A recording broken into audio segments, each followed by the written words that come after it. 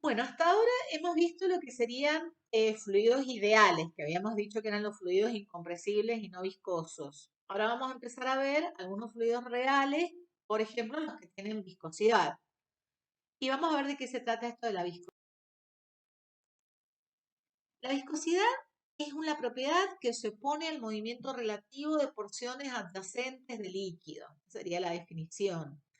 Las fuerzas de rozamiento internas van dirigidas tangencialmente a las capas. Es como que, por ejemplo, en un tubo, supongamos, si yo tengo un líquido viscoso, se va a mover como en capas, porque la parte que está en el radio, en el centro del tubo, va a ir más rápido que la que está tocando las paredes del cubo, del mismo tubo.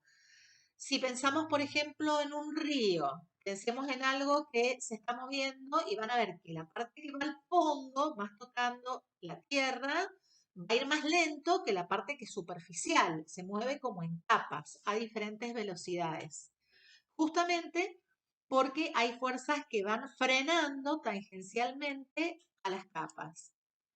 Sería como si estas fueran las capas imaginarias de ese líquido y si nosotros pudiéramos medir esas fuerzas, diríamos que van a ser iguales. Fíjense esta fórmula tan extraña. Dice coeficiente de tensión, coeficiente de viscosidad, la variación de la velocidad con respecto a la longitud, multiplicada por la superficie, por la variación de superficie. Vamos a ver qué significa esto. Si una capa con respecto a la otra tiene mucha variación de velocidad, significa que hay mucha viscosidad. Porque si todas se movieran al mismo tiempo con la misma velocidad, no tendrían viscosidad. Pero si una va frenando a la otra, hay mucho cambio de velocidad con respecto a la distancia entre capa y capa, que sería ese delta L.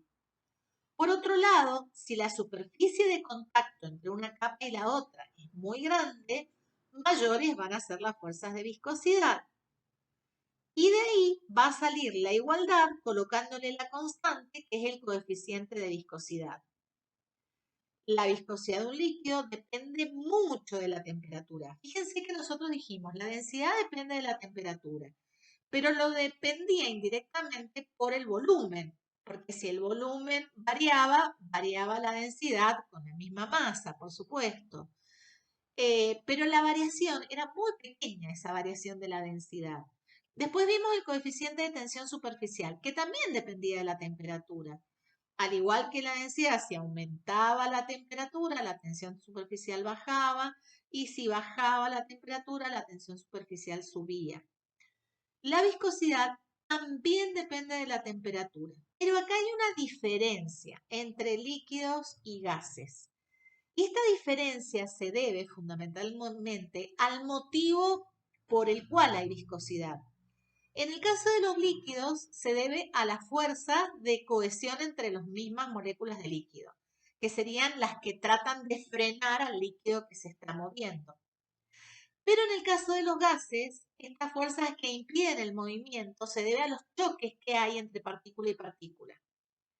Entonces, claro, cambia totalmente el concepto porque si aumenta la temperatura, si fuera un gas, habría más choques. Y si hay más choques, hay más impedimento a que se muevan. Entonces, a mayor temperatura, los gases tienen más viscosidad y a la inversa, menor temperatura. En cambio, en los líquidos es al revés. Si aumenta la temperatura, disminuyen estas fuerzas y disminuye el coeficiente de tensión superficial, las fuerzas de cohesión que hay entre las moléculas del líquido. Entonces, en los líquidos es al revés. Aumenta la temperatura, disminuye la viscosidad, disminuye la temperatura, aumenta el coeficiente de viscosidad. Bueno, un poquito esto es lo que dice, la viscosidad de un líquido depende de la temperatura, disminuyendo cuando ésta se eleva. Para los gases, el coeficiente de viscosidad es muy pequeño. Es así, fíjense, como el helio líquido a menos 271 grados Celsius adquiere un estado particular de superfluidez en el cual la viscosidad es prácticamente nula. Y tengan en cuenta esto que les acabo de decir, que para los gases es al revés que para los... Bueno, volvamos a lo nuestro. La viscosidad es la propiedad que se opone al movimiento relativo de porciones adyacentes del líquido. Las fuerzas de rozamiento internas van dirigidas tangencialmente en capas, como lo dijimos recién. Fíjense, es como si yo pusiera dos láminas, que sería la lámina fija de abajo y la móvil de arriba, dos láminas de vidrio. Y en el medio pongo, por ejemplo, un aceite. Muevo la lámina superior haciendo una fuerza F y voy a hacer que la capa de aceite se mueva con diferentes velocidades. La que está pegada a la lámina móvil se va a mover a la velocidad que yo mueva la lámina móvil, pero la que está pegada a la lámina fija prácticamente va a quedar fija. Y de ahí aparece esa fórmula a la que llegamos recién, ¿sí? De esta manera, el coeficiente de viscosidad va a ser igual a la fuerza de viscosidad por la velocidad, fíjense si yo despejo es eta, dividido el área y la longitud. Y con esto podemos lograr ver las unidades. La de fuerza es newton, la de velocidad metro por segundo, la de área metro cuadrado y la de longitud metro. De esta manera, el metro con el metro de arriba se me van a ir, el segundo va a quedar directamente acá arriba y me va a quedar Pascal segundo. Pascal segundo es la unidad en el Sistema Internacional del coeficiente de viscosidad. Si habláramos del CGS, esta varia segundo se llama Poise y se escribe con P mayúscula, a no confundir, porque en general el coeficiente de viscosidad se da en el CGS y en centipoise. Y el centipoise es varia segundos, son unidades del CGS. La varia, recuerden que era la DINA por centímetro cuadrado. ¿Mm?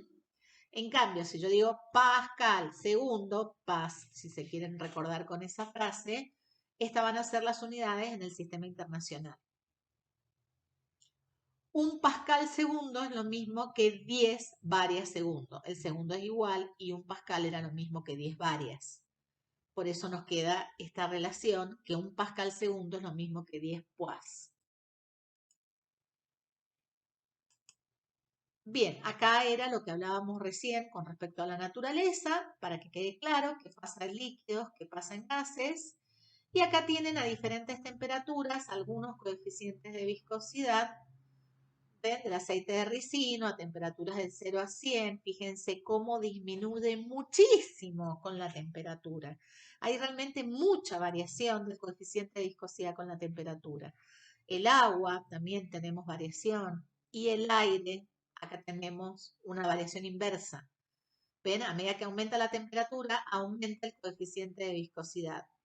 Y después aceites lubricantes que se comportan de otra manera especial, pero también tenemos acá ese jueguito. Bueno, el número de Reynolds. El número de Reynolds es un número muy importante, es un número adimensional. A Reynolds lo hizo en realidad para estudiar la aerodinámica de los cuerpos. ¿Por qué? Porque un cuerpo va a ser aerodinámicamente bien constituido si hace que todo el fluido se mueva en forma laminar. Por ejemplo, si yo voy en un auto que no está bien hecho aerodinámicamente, empieza a haber fluido turbulento. Y de esa manera va a haber fuerzas que van a chocar contra la chapa del auto y me va a vibrar todo el auto, va a terminar desarmándose. Lo ideal es tener una buena aerodinámica, que el formato del auto haga que todo el aire que pasa por alrededor, por arriba, por abajo, por los costados, lo haga en forma laminar. Eso se estudia en lo que se llaman tubos de corriente, se suelen utilizar este tipo de experimentaciones para ver cuánto da el número de Reynolds. Fíjense los camiones, muchas veces en la parte de arriba tienen un chapón que se redondea en la parte de arriba, formando una convexidad, y esto también es para mejorar la aerodinámica. El número de Reynolds va a ser lo mismo que 2 por la velocidad.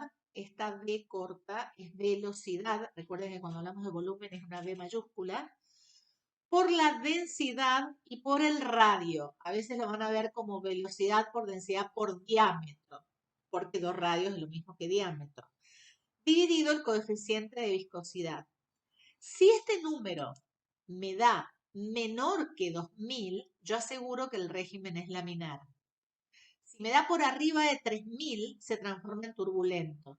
Y entre 2000 y 3000 es una zona de transición en la que el régimen es inestable y puede pasar de un tipo a otro. Por ejemplo, Si en la aorta de un ser humano nosotros calculamos el número de Reynolds, en los bordes de la aorta me tiene que dar menor de 2000 y ser un régimen laminar.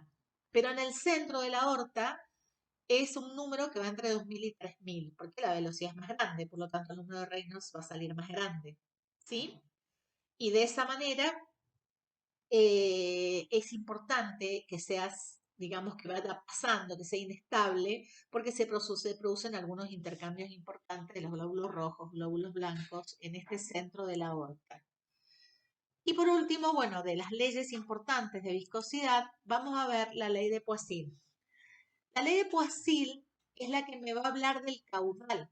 Recordemos que el caudal era lo que llamábamos el volumen por el tiempo. ¿Cuántos litros pasaban por segundo? ¿Cuántos litros pasaban por minuto? ¿Se acuerdan?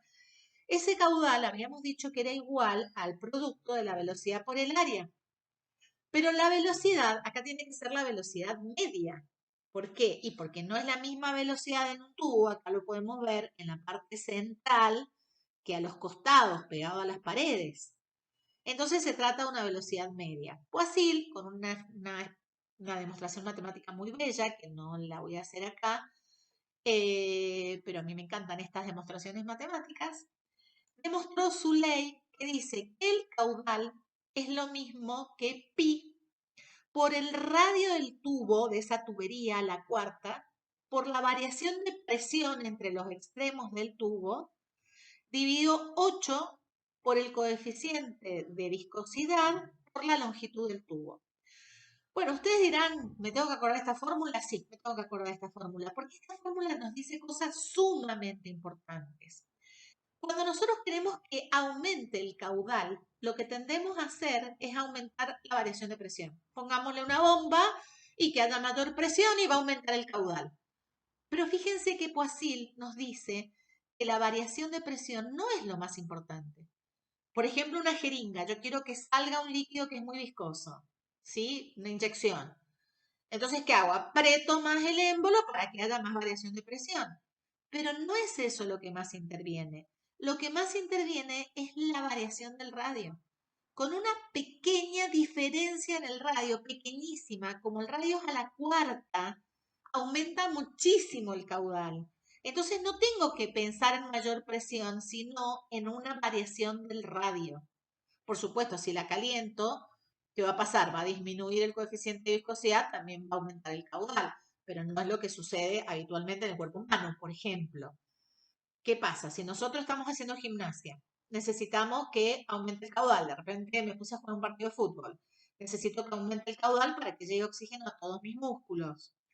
Entonces, ¿qué puede suceder? Si todo permaneciera constante, lo único que tendría que variar sería la presión. Entonces, nuestro corazón tendría que bombear muchísimo más para que esto sucediera. Pero por suerte, las arterias son elásticas. Entonces, estas arterias aumentan muy poquitito, hacen uso de esa elasticidad y de esa manera aumenta el caudal sin poner tanto a prueba el corazón, sin exigir tanto al corazón. Muchas veces sucede que una persona tiene colesterol, tiene endurecidas las arterias, entonces no puede variar el radio, entonces sí el corazón es el que tiene que bombear más. Y muchas veces deben haber escuchado que un señor se fue a jugar un partido de pádel y le dio un ataque al corazón. Y esto pasa un poco por esto. Esto lo vamos a charlar de todas maneras en la clase presente. El método Stock tiene como objetivo, obviamente, determinar la viscosidad de un líquido. La viscosidad de un líquido puede determinarse midiendo la velocidad de caída de una esfera a través de él. A ver, pensemos, un líquido muy viscoso se va a mover más lentamente, un líquido menos viscoso se va a mover más rápido, pero no depende solamente de la viscosidad, también va a depender del radio, también va a depender de la velocidad, porque la viscosidad depende de la velocidad. ¿Sí? Entonces nos dice, cuando la esfera cae en un fluido, la película adherida a la esfera rosa con el resto con una fuerza viscosa que la va frenando. Si la velocidad de caída es moderada, como es para el régimen laminar, dicha fuerza, y esto es interesante porque esta es la ley de Stock, esto es lo que determinó Stock, que una esfera que se mueve en un líquido va a sufrir una fuerza de viscosidad que va a responder a esta expresión, 6pi por el radio de la esfera por el coeficiente de viscosidad por la velocidad a la que va cayendo. Esto se da tanto para una esfera que cae en un fluido, como puede también darse para nuestro caso inicial, que fue la pompa o la burbuja de un vino espumante. ¿Sí? En nuestro caso hablamos en realidad de la burbuja. Recuerden que habíamos visto la diferencia de que una pompa tenía aire, líquido, aire, teníamos dos interfaces, en el caso de la tensión superficial. En cambio, una burbuja tiene una sola interfase, que es líquido por afuera y aire por adentro. Bueno, vamos a ver qué fuerzas son las que actúan acá. Fíjense, en un primer momento, cuando yo pongo la esfera, en el momento que la coloco adentro del líquido, una esfera cuya densidad sea mayor que la densidad del líquido, para que el peso sea mayor que el empuje, la sumatoria de las fuerzas va para abajo y la esfera caiga aceleradamente. Entonces el empuje va para arriba y el peso va para abajo. Una vez que empieza a moverse, la velocidad va aumentando y aparece esta fuerza de rozamiento, fuerza de viscosidad, como le hemos llamado arriba, puede ser F sub R o F sub B, que va aumentando a medida que la velocidad de la pelotita también va aumentando. Para eso vamos a usar una probeta lo suficientemente larga para que este efecto pueda observarse, pero va a llegar un momento en que el empuje y la fuerza de viscosidad, que fue aumentando a medida que la velocidad aumentaba, la suma de estas dos fuerzas va a ser igual al peso. En ese caso, la sumatoria de las fuerzas va a ser cero y no es que se va a quedar quieto, sino es que la aceleración va a ser cero. Es decir, que a partir de ese instante, la velocidad a la que llegó, que era la velocidad máxima a la que llegó, se va a mantener constante. Y esa es la velocidad que nos interesa, es la velocidad terminal que nos interesa.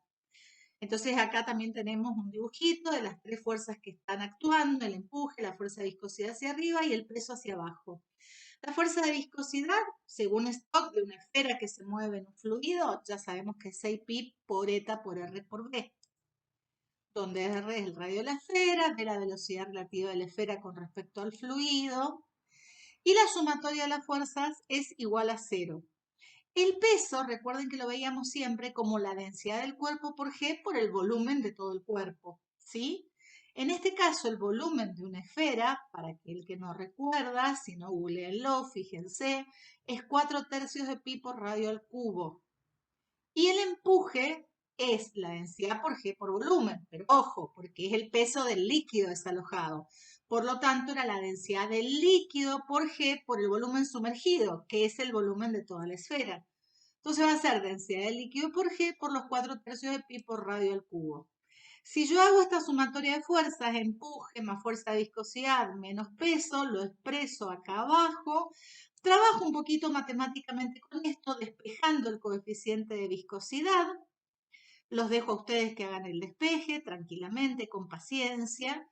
Nos va a quedar que el coeficiente de viscosidad va a ser igual a 2 radio cuadrado por G por densidad del cuerpo menos densidad del líquido, dividido 9, y en realidad al lado del 9 estaría multiplicando la velocidad. Pero como es una velocidad constante, a partir de cuando empieza a ser constante, es la longitud que nosotros midamos por el tiempo en que midamos que la pelotita recorre esa longitud. Es decir, que nosotros en la probeta primero probamos con una esferita, nos fijamos cuando la velocidad aparentemente es constante, un poco después hacemos una marca en la probeta, hacemos otra marca un poco más abajo y vamos a tomar con un cronómetro el tiempo que le lleva a la pelotita a recorrer esas dos marcas. Y ahí tendríamos entonces la expresión final que nos quedaría para que no vayan tan rápido, simplemente eso. Bueno, hay diferentes tipos de viscosímetros. Hay viscosímetros rotacional de cilindros, que son bastante conocidos, donde el líquido problema se pone entre medio de dos cilindros y se lo hace girar. Entonces, de acuerdo a la forma en que el líquido frena a los cilindros, ese torque, ese momento, indirectamente nos está midiendo la viscosidad. Esto se usa mucho en radiología. Acá tienen cómo el cilindro interior, el exterior, y en el medio iría el líquido problema.